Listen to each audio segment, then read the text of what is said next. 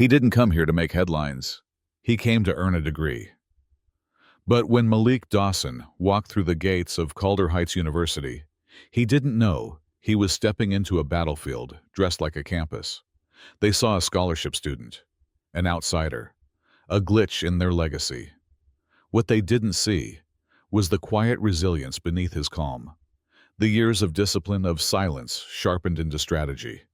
This isn't a story about revenge. It's about a young man who walked into a world that told him he didn't belong, and calmly proved he didn't need permission. And when the system came for him with traditions, he answered with truth. This is how one student outsmarted an empire, without ever raising his voice. Malik Dawson stood at the iron gates of Calder Heights University, with a backpack slung over one shoulder and a stomach full of quiet resolve. The campus looked exactly like the brochures. Ivy-covered walls, pristine stone buildings, manicured lawns that hadn't seen a single weed since Nixon left office. But beneath all that polish, he felt it. The stiffness in the air, the pause in every passing glance that lingered half a second too long. He stepped through those gates like walking into a ring. For Malik, this was supposed to be a fresh start. After graduating top of his class from Eastside STEM in Detroit and winning a national robotics competition, he earned a full ride to Calder Heights, one of the most elite private universities on the East Coast. It was the kind of place where students had last names that opened doors and trust funds older than most cities. He knew he didn't look like the average Calder kid. His hoodie was faded at the seams. His laptop had stickers peeling from years of battle. And the only legacy he carried was the one his mother built, raising 3 kids while working 2 jobs and praying her son would never have to work as hard as she did. The stairs started in his first class, advanced quantum circuits. The professor, Dr. Varela, was sharp and fast-paced, firing off questions like bullets. Malik sat in the 3rd row, listening, absorbing, tracking every movement like a fighter studying an opponent, when Dr. Varela wrote out a complex system of quantum entanglement and turned to the class with a raised eyebrow. Not a single hand went up, except Malik's. She blinked. "Yes, Mr. Dawson?" Malik stood without hesitation. The particles remain in a pure state unless observed by an external operator, which collapses the wave function, correct? She stared at him, then smiled faintly. "That's correct." He sat down. The room stayed silent. That's when he noticed him, Beckett Langmore, sitting dead center in the back, arms crossed, wearing a navy blazer with gold embroidery that screamed entitlement. Beckett didn't say anything, but the message was loud and clear. Who let this guy in? Later that day, Malik found a note taped to his dorm door. It wasn't threatening, just pointed. "Hope you're ready to earn your spot here. It takes more than test scores." No name, just a wax seal. ESL, Epsilon Sigma Lambda, the most exclusive fraternity on campus. Whispers said they had judges, CEOs, and senators in their alumni roll. And their current president, Beckett Langmore. Malik folded the note slowly. He'd been warned that this place was different, that it didn't just test your intelligence, it tested your place. But no one told him the fight would start before he even unpacked. He placed the note in a folder, right next to the letter his mom wrote the night before he left. It simply said, "You don't have to prove yourself, baby. You already did." Still, he knew better. This wasn't going to be about proving himself. It was going to be about surviving the system, and, maybe, rewriting it. It started small, a random dorm check during Malik's first week, with 2 resident assistants from Epsilon Sigma Lambda inspecting his fridge like it was a security threat. "Policy," they said. No one else on his floor seemed to get inspected. Then came the sudden midterm eligibility review. Malik, despite his 4.0 GPA, was flagged for scholarship compliance verification. He recognized the game. This wasn't about rules. It was about pressure. He'd seen it before, back home, when kids like him made it into spaces they were never expected to reach. There were always gatekeepers, people who smiled with their teeth but used policies like weapons. And Beckett Langmore, he was the master of this game. Beckett didn't come at you with slurs or fists. He came with tradition, with smug nods and selective invitations. He made his intentions clear without ever raising his voice. "I hear you're adjusting well," Beckett said one afternoon in the library, sliding into the seat across from Malik like he owned it. Malik didn't look up from his textbook. "You heard right," Beckett leaned in, flashing a politician's smile. "We have a certain culture here at Calder Heights. It thrives on cohesion, shared values, legacy." Malik met his gaze for the first time. Calm, direct. "Legacy built on who gets excluded?" Beckett's smile thinned. "No, on who earns their place." Then he stood and walked off, leaving a business card behind. Gold-embossed letters, ESL fraternity crest gleaming at the top. The back read, "Some doors don't open unless you're holding the right key."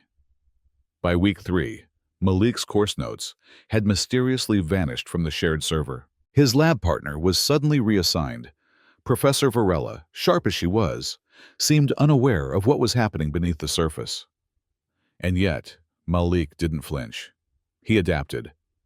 He backed up every file in triplicate, began using encrypted drives, started tracking patterns.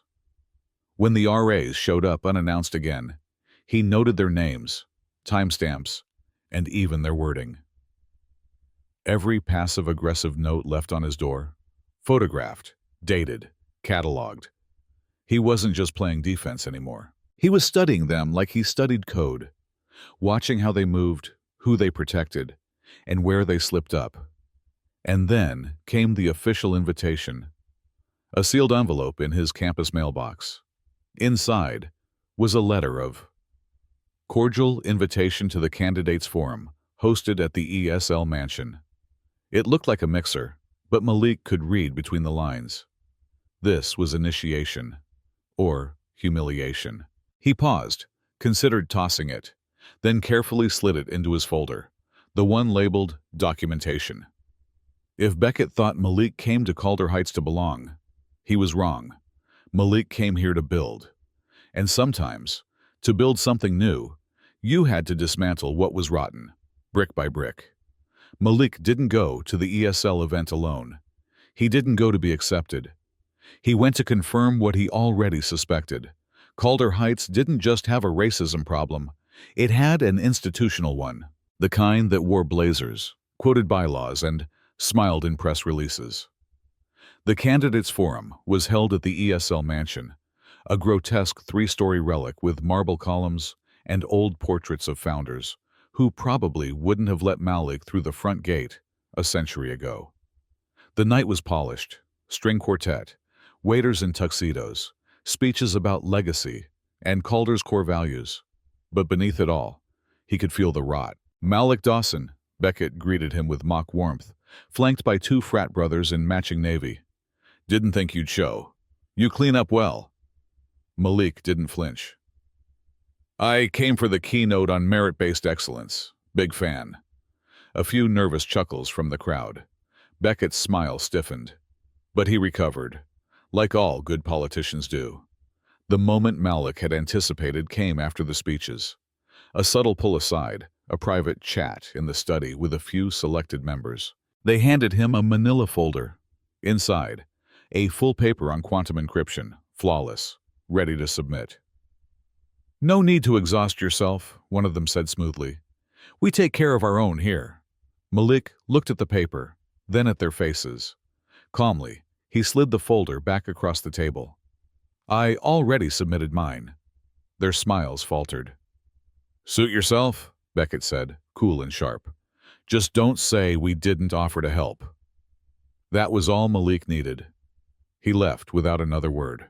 But he took a mental snapshot of everything, the file, the faces, the smirks. He already knew it wasn't an isolated case. This was a network, a system, a machine built to protect its own and crush anything it didn't recognize.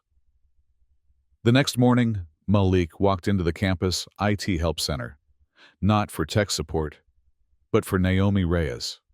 Naomi was a senior, top of her class in cybersecurity and one of the only Latinas in her department. Malik had seen her once get shut down in class for pointing out data manipulation in the admissions software. That was the moment he knew they had something in common. He sat down across from her and quietly asked, "You ever wonder how deep this thing goes?" Naomi looked up, didn't blink. I stopped wondering, started digging. She showed him a private folder she'd been building. Server activity logs, suspicious logins, metadata trails linking essay files to anonymous uploads. Her voice dropped. I think ESL has a ghost drive on the university's network. A shared one, hidden, protected, full of pre-written assignments. And if we can prove who's accessing it, she nodded. We burn their whole house of cards. That night, Malik looped in Caleb Benton, editor of the student paper, who'd once tried to publish a story on ESL's shady, hazing traditions but had been silenced by the dean's office. Together, they formed a quiet trio. No drama, no posts, just data. Dates, documents. They weren't planning revenge. They were preparing evidence. By the time mid-semester presentations rolled around, the university was buzzing. But not about grades. Whispers drifted across campus halls like smoke. Malik had turned down a guaranteed A from ESL. Malik was seen leaving the IT center after hours. Malik was trouble. And Beckett? He was smiling more than usual. That's how Malik knew something was coming. 2 nights before his big quantum systems project was due, Malik's inbox pinged with a university plagiarism alert. His paper, weeks in the making, had apparently been submitted by another student. Word for word. He stared at the screen, his pulse steady. Then he opened the folder labeled Contingency. Inside was a screen recording of the ESL ghost server Naomi had found, metadata, file timestamps, access logs, video from the candidates forum, where Malik was offered the same file they now claimed he plagiarized. He didn't go to the administration. He went to the auditorium. The next morning, during the STEM department's public symposium, where select students presented their projects to faculty and donors, Malik took the podium. He didn't open his slides. Instead, he clicked open a new tab and played the footage. First, the ESL members laughing in a private study room, joking about selling term papers and neutralizing outliers. Then a screen-captured walkthrough of the ghost server. Then the file. The file Beckett had offered him, dated, signed. Then came the audio, Beckett's voice. It's not about fairness. It's about control. If he doesn't take the offer, we'll bury him. Doesn't matter how smart he is, he's not one of us. Gasps echoed across the hall like dropped glass. The dean of academics froze in her seat. Professor Varela stood up, eyes wide. Beckett wasn't there. But his absence said everything. When Malik finished, he didn't say a word. He just stepped back. The room sat in stunned silence. Then someone started clapping. Kayla. Then Naomi. Then half the auditorium. But not everyone clapped. Some looked terrified. Others furious, not at Malik, but at what he'd forced into the light. That night, a student protest broke out in front of the administration building. Posters read, "Legacy Immunity, We Know the Game," and "Expose ESL." Social media exploded. The story trended locally within hours. Beckett, cornered by press and surrounded by unraveling silence, posted a statement blaming a misunderstanding and technical manipulation. But it was too late. The mirror had been held up, and Calder Heights didn't like what it saw. Within 24 hours of Malik's presentation, the story broke beyond campus. The video went viral. Not just the footage of Beckett's voice, but the moment Malik calmly said, "You tried to erase me, but I kept the receipts." Student groups across the state picked it up. An anonymous Reddit thread titled, "Inside Calder Heights, the Ivy Curtain," exposed more. Screenshots, first-hand accounts, system-wide favoritism. By the third day, Boston Globe ran the headline, "Ghost Grades and Golden Boys, a Calder Heights Scandal." The administration couldn't contain it. They tried. issued a vague press release about honoring tradition while investigating allegations. But the public wanted more than polished statements. They wanted accountability. ESL was suspended pending investigation. Beckett was placed on academic probation. Malik? He got called into a private meeting with the university president, the board of trustees, and 2 legal counsel. They didn't threaten him. They offered him silence. "We understand you've been under pressure. Perhaps we can recognize your perseverance, a leadership fellowship, paid graduate program, even a named scholarship." Malik sat back in his chair. "You want me to take a prize so you don't have to fix the system." A long silence followed. "I'm not here for recognition," he added. "I'm here so the next kid won't need proof to be believed." The offer vanished from the table, but something bigger replaced it. 3 days later, Malik received a message from Dr. Alana Morton, a civil rights attorney and Calder alum. She had seen the video, read the threads, and wanted to represent any student filing a class action suit against the school for institutional negligence, discrimination, and academic fraud. Malik didn't hesitate. He handed her the folder labeled documentation. But the shift wasn't just legal. It was cultural. Students who had never spoken up now raised their hands in lectures, openly calling out bias. Professors who once turned a blind eye now stayed after class to listen. ESL lost half its pledges overnight. Their mansion? Boarded up. Its gates spray-painted with the words, "We know now."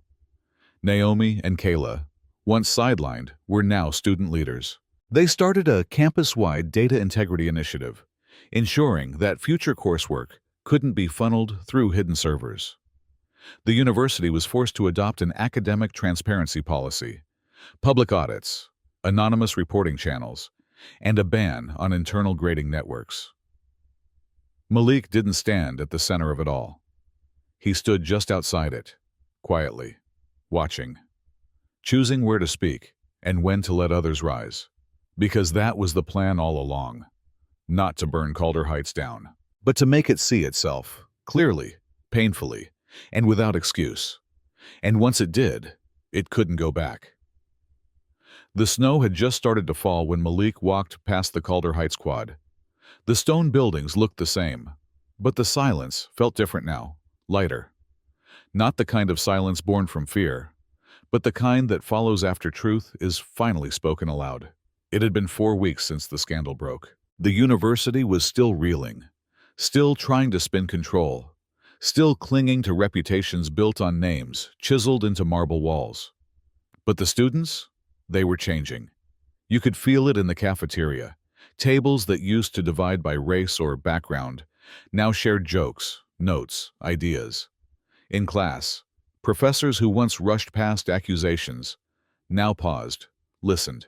Kayla's student newspaper published its first uncensored expose in years, and Naomi's cyber ethics group was now school-funded and hosting seminars. But Malik stayed out of the spotlight. He declined interviews, turned down the integrity award the board tried to name after him, and politely refused when asked to speak at the winter assembly. Instead, he focused on building quietly. He and Naomi co-founded CODE, Coalition for Open Diversity in Education. No budget, no official titles. Just a Discord server and a rotating list of volunteers. It wasn't about protest. It was about prevention, about building tools that made it easier for the next kid to speak up without fear. And still, Malik kept a folder, not for retaliation, for reminders. Inside were the emails, the forged assignments, the offer he turned down, and tucked between those files, his mother's letter. "You don't have to prove yourself, baby. You already did." He'd read it again the night Beckett finally left campus. No press, no apology.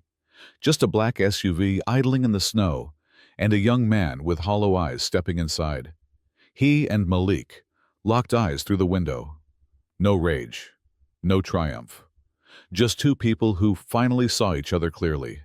One built on illusion, the other on truth. That evening, Malik was in the library when a freshman tapped his shoulder. Nervous, small voice. Is it true? What they said you did?